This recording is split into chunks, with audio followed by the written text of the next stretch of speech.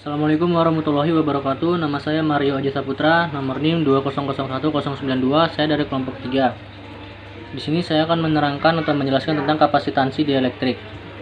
Apa itu kapasitansi dielektrik? Jadi kapasitansi adalah jumlah elektron yang dapat disimpan di bawah tekanan yang diberikan oleh listrik.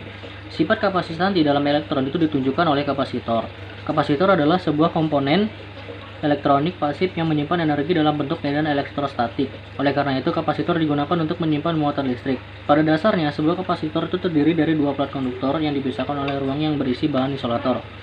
Isolator tersebut disebut sebagai bagian elektrik pada kapasitor. Kapasitansi berbanding lurus dengan luas permukaan plat konduktor dan berbanding terbalik dengan jarak antar plat.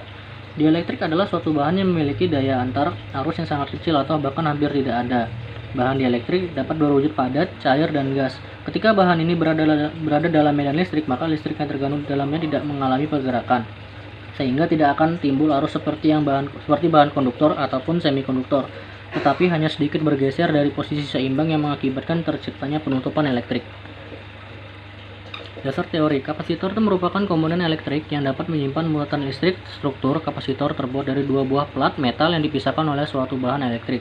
Bahan-bahan dielektrik yang umum dikenal misalnya udara vakum, keramik, dan gelas, dan lain-lain.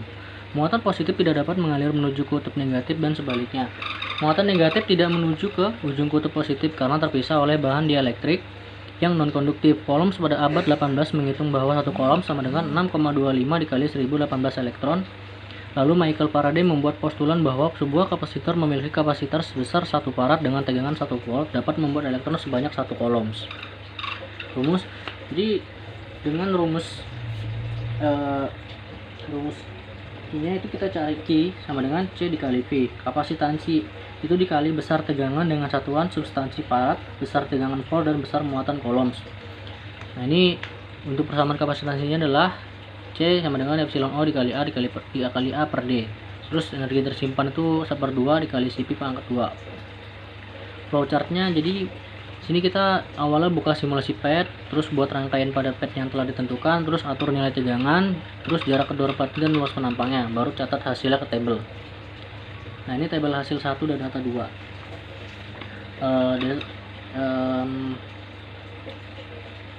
Dengan data 2 ini, dengan nilai luas penampang itu 150 dengan penambahan 25 sampai 400. Terus jarak antar plat itu 7,5 dengan tegangan baterai 1,5. Begitu juga pada tabel 1. Terus ini grafik. Nah, grafik ini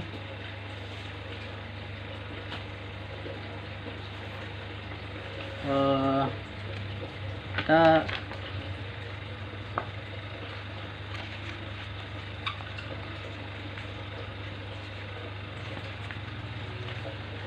grafik ini kita dapat hasilnya yaitu Y sama dengan 1,186 dikali 10 pangkat 15, 7,2 dikali 10 pangkat 16.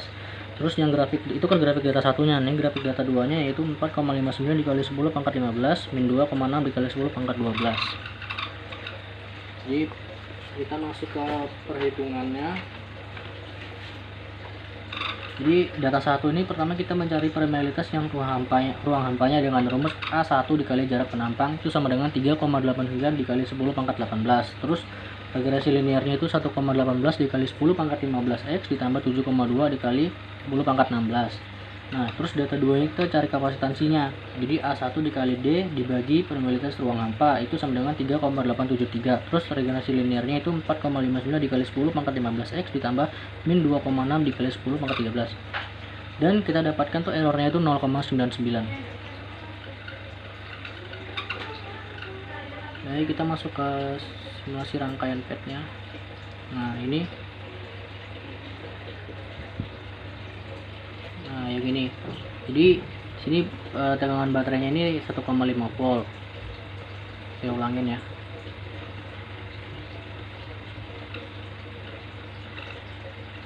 Untuk luas platnya ini kita mulai dari 150. Saya mendekatin saja. Nah, terus jarak antara platnya itu 7,5 dan kapasitansinya itu 0,17 dikali 10 pangkat 12 farad. Nah, baru kita lakukan penambahan dari 25 sampai 400.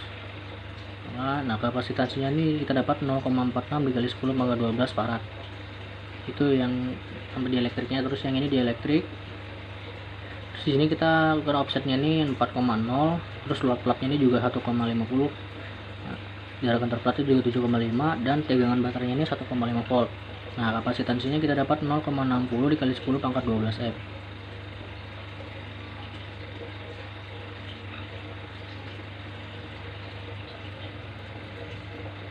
Sekarang kita masuk ke kesimpulan.